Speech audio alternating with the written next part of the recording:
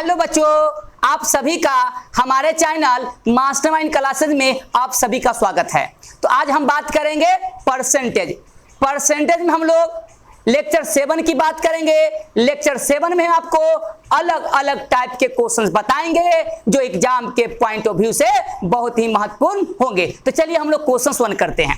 देखिए क्वेश्चन 1 क्या कहता है, बहुत ही आसान है। कहता है किसी फल विक्रेता के पास कुछ सेव थे, मतलब इसके पास कुछ सेव थे, वह 40% सेव बेच देता है। बेचने के बाद फिर भी उसके पास 420 सेव बचे रहते हैं। तो पूछा कि शुरुआत में उसके पास कितने सेव थे। तो हम मान लेते हैं कि उसके पास सेव x थे। कितना हमने लिया? x लिया। अब x का वह 40% बेच देता है, तो बताइए कितना सेव बच रहा होगा? 60%, मतलब x का 60% सेव उसके पास बच जाता है। और बोला क्वेश्चन कि 420 सेव बच जाते हैं। तो ये जो x का जो 60% सेव बच जाता है वह किसके इक्वल होगा? हम कहेंगे 420 के इक्वल। अगर हम यहां से इसको सिंपलीफाई करेंगे तो ध्यान से देखिए, x का मतलब गुना और 60% का मतलब होता है 60/100 और 60/100 को हम लोग सिंपलीफाई करेंगे तो 3/5 हो जाएगा। ये किसके इक्वल होगा? 420। यहां से और हम लोग सिंपलीफाई करेंगे तो ये हो जाएगा 3x/5 बराबर 420। अगर हम क्रॉस मल्टीप्लिकेशन करेंगे तो आपका क्या हो जाएगा? 3x बराबर 420 गुना 5। हम यहां से x फाइंड आउट कर लेंगे तो 420 गुना 5/3। 420 को 3 से काटेंगे तो 140 मरतबे कट जाएगा। 140 को 5 से गुना करेंगे तो कितना? 700। मतलब उसके पास शुरुआत में कितने सेव थे? 700। तो आपका ऑप्शन कौन सा होगा? हम कहेंगे डी। तो चलिए हम लोग क्वेश्चन 2 की बात करते हैं। चलिए हम लोग क्वेश्चन 2 करते हैं। 2 क्वेश्चंस को हम पहले आपको आसानी से समझाएंगे और कोशिश करेंगे कि इसका उत्तर जल्दी देने के लिए। तो चलिए हम लोग क्वेश्चंस 2 करते हैं। क्वेश्चंस 2 क्या कहता है कि कोई व्यक्ति अपनी आय का मतलब अपनी आमदनी का 20% मकान के किराए पर खर्च करता है। तो मान लेते हैं कि व्यक्ति की, अगर आप मान लेते हैं कि व्यक्ति का आय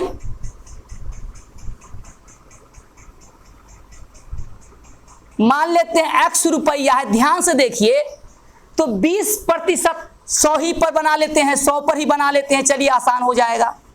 तो हम क्या काम करते हैं, उस व्यक्ति की आय हम 100 रुपया मान लेते हैं, तो 20% मकान के किराए पर खर्च। तो किराए पर खर्च कितना होगा? किराए पर खर्च ध्यान से देखिए, तो 20% किराए पर खर्च करता है, मतलब आमदनी हमने 100 रुपया लिया और 20% मकान के किराए पर हम खर्च करते हैं, मतलब हम कितना खर्च कर रहे हैं? 20 रुपया खर्च कर। अब शेष का 70% घरेलू कार्य पर खर्च करता है। तो 100 रुपये हमारे आमदनी था, उसमें 20% हम मकान में खर्च कर दिए, मतलब 20 रुपया मकान में खर्च कर दिए किराए पर। तो बचा हमारे पास कितना? 80 रुपया। अब 80 का 70% तो घरेलू पर खर्च करता है, तो घरेलू खर्च लिख देंगे कितना? तो हमारे पास तो 20 रुपये हम खर्च कर दिए किराए पर 100 में से, तो 80 रुपया बचा। 80 का वह 70% घरेलू खर्च पर करता है, तो कितना? अगर इसको सिंपलीफाई कीजिएगा तो 56 रुपया आपका घरेलू खर्च पर होगा। तो बताइए, हमारे पास आमदनी था 100 रुपया, 20 रुपया किराए पर खर्च किए और घरेलू कार्य पर हमने 56 रुपया खर्च किया, तो टोटल खर्च हमने कितना किया? 76 रुपया। तो टोटल खर्च कितना हो गया? 76 रुपया। तो बचा हमारे पास कितना बचत? 24 रुपया। तो बचत हमारा कितना हो जाएगा? बचत तो हम कहेंगे टोटल हमारे पास आमदनी 100 रुपया था, 20 रुपया किराए पर, 56 रुपया घरेलू कार्य पर, तो टोटल कितना खर्च हमने कर दिया? 76 रुपया। तो बचा कितना? 24 रुपया। मतलब 100 में कितना बच रहा है? 24 रुपया। तो हमको ये देखना है कि हमारी बचत 3600 रुपया होने के लिए आमदनी कितना होना चाहिए। तो सिंपल है, आप एक नियम से बना सकते हैं। तो हम कह सकते हैं कि 24 रुपया का बचत होता है तो आय कितना था, आय 100 रुपया था। तो आप एक रुपया में निकालिएगा एक एक नियम से, तो ये आपका हो जाएगा 100/24।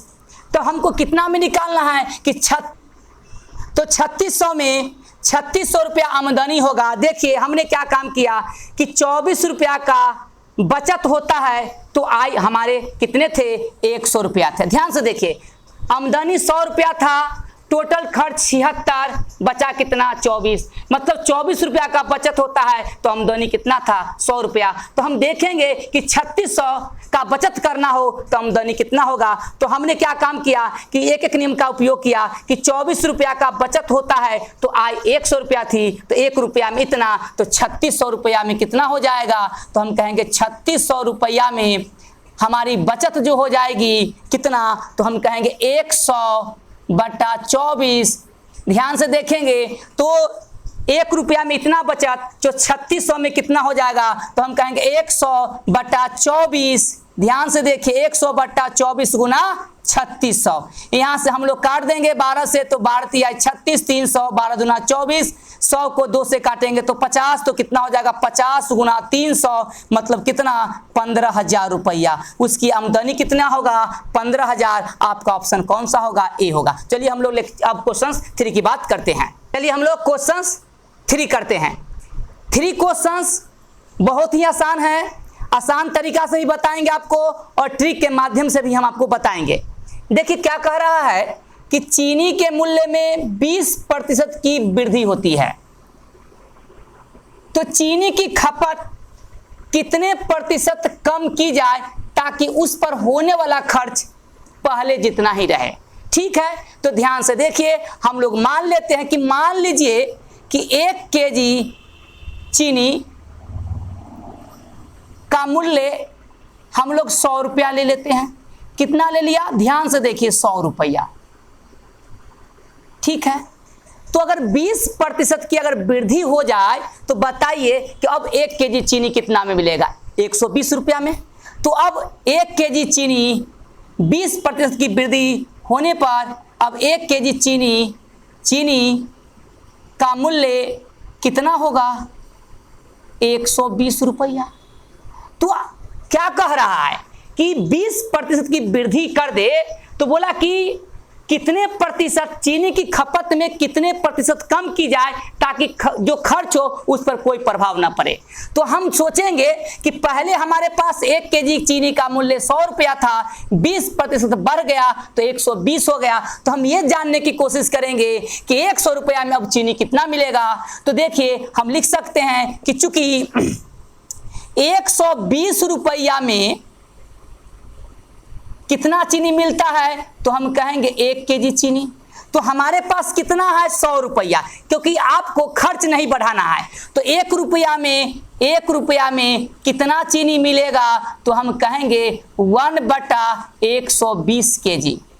तो 100 रुपया में कितना मिलेगा, तो 100 रुपया में हम कहेंगे कि 120 गुना 100, इसको जब हम लोग काटेंगे 20 से तो 20 पचे 100, 20 छका 120। मतलब अब हमको 100 रुपया में कितना चीनी मिलेगा, 5/6। पहले कितना मिलता था 100 रुपया में 1 केजी, तो कितना चीनी कम मिल रहा है, तो हम चीनी कम निकालेंगे, चीनी कम। तो हम क्या काम करेंगे, 1 केजी में से अब कितना चीनी मिलता है 100 रुपया में इतना, तो 5/6, 1 में से माइनस कर लेंगे तो ये आपका कितना हो जाएगा, 1/6 केजी चीनी अब हमको मिलेगा, कम हो गया। अब हमको निकालना है कमी प्रतिशत। तो कमी प्रतिशत क्या होता है, कमी गुना 100/1। ये आपका कितना हो जाएगा, इसको सिंपलीफाई करेंगे तो 50/3 प्रतिशत, इसका मतलब 16.2/3%। इसका ऑप्शन कौन सा होगा, सी। अब हम आपको ट्रिक से बताते हैं। देखिए इसका ट्रिक क्या है, इसका ट्रिक है प्रतिशत कमी। याद रखिए, रखना है आपको हम कहेंगे 100A बटा 100A प्लस A, ये प्रतिशत में होगा। तो 100A मतलब A के जगह पर कितना 20, 100 प्लस A के जगह 20 तो 120, इसको काट देंगे 20 छका 20 से। 100 बटा 6 को सिंप्लीफाई करेंगे 50 बटा 3 मतलब 16.2/3%। देखिए अब क्या होगा कि वृद्धि ना करके आपको कमी भी दे देगा, तो यहां पर क्या हो जाएगा, सिर्फ माइनस का चिन्ह हो जाएगा। तो चलिए हम लोग क्वेश्चन 4 की बात करते हैं। चलिए हम लोग क्वेश्चन 4 की बात करते हैं। क्वेश्चन 4 को पहले हम आपको आसानी तरीका से बना के दिखाएंगे, उसके बाद ट्रिक के माध्यम से भी आपको दिखाएंगे। तो देखिए क्या कह रहा है कि किसी वस्तु के मूल्य में 10% की कमी की गई। तो मान लीजिए कि पहले उस वस्तु का मूल्य हम मान लेते हैं कि 100 रुपया था। वस्तु का मूल्य हमने कितना ले लिया, 100 रुपया। ध्यान से देखिए, ठीक है। अब क्या कह रहा है कि वस्तु के मूल्य में 10% की कमी करनी है। तो नया मूल्य कितना होगा, वस्तु का नया मूल्य कितना हो जाएगा, 90 रुपया। 10% की कमी करेंगे। तो क्या कह रहा है कि जो 90 रुपया है इसको आपको 100 रुपया करना होगा। वही कह रहा है कि किसी वस्तु के मूल्य में 10% की कमी की गई, इसे पुराने मूल्य पर लाने के लिए 10% की कमी करेंगे तो वस्तु का नया मूल्य कितना हो जाएगा, 90। अब 90 को क्या लाना होगा, 100 रुपया। वही कह रहा है कि इसे पुराने मूल्य पर लाने के लिए नए मूल्य में कितना वृद्धि करनी होगा। तो नया मूल्य कितना हो गया, कितना वृद्धि करना होगा। तो मान लेंगे कि 90 में 30% की वृद्धि, 30% की हमने वृद्धि किया, ठीक है।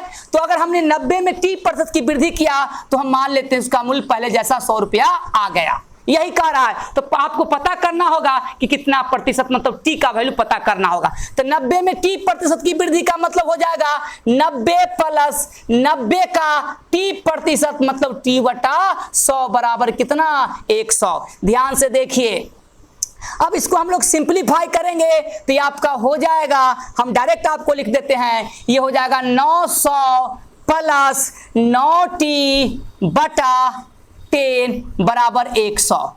ध्यान से देखिए, इसको और सिंप्लीफाई करेंगे, इसका एलसीएम हो जाएगा 10, तो ये आपका हो जाएगा, सॉरी ये 90 था, तो ये आपका हो जाएगा 900 प्लस 9t बराबर 100। अगर हम यहां से क्रॉस मल्टीप्लिकेशन करेंगे तो ध्यान से देखिए आपका कितना हो जाएगा। तो हम कहेंगे कि 900 प्लस 9t बराबर ये आपका हो जाएगा 1000। कितना हो जाएगा, 1000। अब हम क्या काम करेंगे कि 900 को 1000 के पास ले जाएंगे, तो इधर बच जाएगा 9t बराबर 1000 में से 900 गया तो कितना, 100। यहां से हमको t निकालना होगा, 100 बटा 9 मतलब 1/9 को अगर हम पूर्णांक में तोड़ेंगे तो 11.1/9% होगा। इसका आंसर कौन सा होगा, तो हम कहेंगे कि हमारा ऑप्शन डी होगा। अब हम आपको ट्रिक के माध्यम से बताते हैं। तो पहले ही आपको चर्चा हमने क्वेश्चन 3 में भी किया था कि कमी कर गया तो वृद्धि पूछेगा, तो वृद्धि प्रतिशत हम कहेंगे 100A बटा 100 माइनस A करना होगा। तो 100A का वैल्यू कितना, 10 बटा 100 में से 10 चला जाएगा, 100 में से 10 तो ये आपका हो जाएगा 1000 बटा 90। 1 शून्य से 1 शून्य कट गया तो कितना बचा, 100/9%। मतलब इसको पूर्णांक में तोड़ेंगे तो 11.1/9%। तो चलिए हम लोग क्वेश्चन 5 की बात करते हैं। चलिए हम लोग क्वेश्चन 5 करते हैं, बहुत ही आसान है, थोड़ा ध्यानपूर्वक आपको देखना होगा। कह रहा है कि अंडों के मूल्य में 20% की वृद्धि होने से 24 रुपया में 2 अंडे कम मिलते थे। जब 20 रुपया का वृद्धि हो जाता है तो अब 24 रुपया में 2 अंडा कम मिलता था। मतलब पहले जो 24 रुपया में जो अंडा मिलता था, अब नया वृद्धि होने के बाद मतलब 20% की वृद्धि होने के बाद अब 24 रुपया में जो अंडा मिलता है पहले से 2 अंडा कम मिलता है। तो हम मान लेते हैं बच्चों कि एक अंडा का मूल्य हम लोग मान लेते हैं, एक अंडा का मूल्य मान लेते हैं x रुपया। तो पहले हमको पता करना होगा कि जब एक अंडा का मूल्य x रुपया था तो 24 रुपया में कितना अंडा मिला। अभी जो रेट है 100 रुपया, तो 24 रुपया में अंडों की संख्या, तो 24 रुपया में अंडों की संख्या जो आपका होगा, हम कहेंगे कि 24/x होगा। 24 रुपया में 24 रुपया में अंडों की संख्या कितना मिलेगा, 24/x। कैसे निकाला, तो देखिए हम आपको बता देते हैं। x रुपया में एक अंडा मिलता है एक नियम से, तो 1 रुपया में कितना मिलेगा, 1/x। तो 24 रुपया में क्या होगा, 1/x को हम लोग 24 से गुना कर देंगे तो 24/x, मतलब 24 रुपया में कितना अंडा मिला, तो हम कहेंगे कि 24/x अंडा मिला। कितना मिला, अंडा मिला। अब इसमें 20% की वृद्धि कर देंगे तो एक अंडा का मूल्य अब क्या होगा, एक अंडा का मूल्य, तो x का 20% मतलब इसका 20% मतलब x प्लस x का 20%। जब हम इसको सिंप्लीफाई करेंगे तो 6x/5 रुपया होगा। तो फिर हम क्या काम करेंगे कि यहां से भी अब एक अंडा का मूल्य इतना हो गया, तो हम जानेंगे कि अब 24 रुपया में कितना अंडा मिलेगा। तो 24 रुपया में यहां निकालेंगे, 24 रुपया में अंडों की संख्या निकालना होगा। तो 24 रुपया में अंडों की जो संख्या होगा आपका, हम कहेंगे 5/6x गुना 24 अंडा। कैसे, तो हम आपको बता देते हैं, हम लोग लिखेंगे कि 6x/5 रुपया में एक अंडा मिलता है, तो 1 रुपया में कितना, तो हम कहेंगे 1/6x/5, 5 ऊपर चला जाएगा तो 24 रुपया में कितना, उसका 24 गुना कर देंगे। अब देखिए पहले 24 रुपया में कितना अंडा मिला, हम कहेंगे 24/x अंडा। अब 24 रुपया में कितना अंडा मिला, इसको अगर आप काट दीजिएगा, सिंप्लीफाई कर दीजिएगा 6 से, तो 6 चक 24 मतलब 20/x अंडा। अब देखिए ये जो 24 रुपया में अंडा मिल रहा है, बोला कि 2 अंडा कम मिल रहा है, मतलब पहले जो 24 रुपया में इतना अंडा मिल रहा था, अब 24 रुपया में इतना अंडा, तो ये अंडा क्या है, पहले से 2 कम है। अगर हम 24/x में से ये अंडा को घटा लेंगे तो किसके बराबर हो जाएगा, 2 के। तो हम लिख सकते हैं 24/x माइनस 20/x, x में से घटाएंगे तो कितना मिलेगा, 2।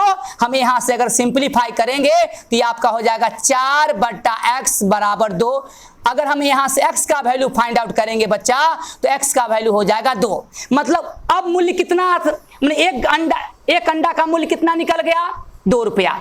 तो नया मूल्य कितना होगा, तो हम x के जगह पर 2 डाल देंगे, तो कितना हो जाएगा एक अंडा का मूल्य, तो एक अंडा का मूल्य हो जाएगा 6 दूना 12/5। तो एक अंडा का मूल्य कितना हो गया, 12/5 रुपया नया मूल्य। तो पूछा कि प्रति दर्जन भाव क्या होगा, तो एक अंडा का कीमत आपको मालूम हो गया 12/5, इसको 12 से गुना कर देंगे तो 12 अंडा का आपका नया मूल्य मिल जाएगा। तो 12 को अगर 5 से काटिएगा तो 5 दूना 10, बच गया 2 पर 0, तो 5 चौका 20। 12 को आप 2.4 से गुना करेंगे तो 12 चौक 48 दशमलव दिया, 12 दूना 24, 4 28 शून्य दे दिया, तो कितना 28.80 रुपया। देखिए आपका ऑप्शन कौन सा होगा, डी। तो अगर आपको हमारा वीडियो अच्छा लगता है तो आप हमारे चैनल को सब्सक्राइब कीजिए, अधिक से अधिक शेयर कीजिए। आज के लिए इतना ही, धन्यवाद।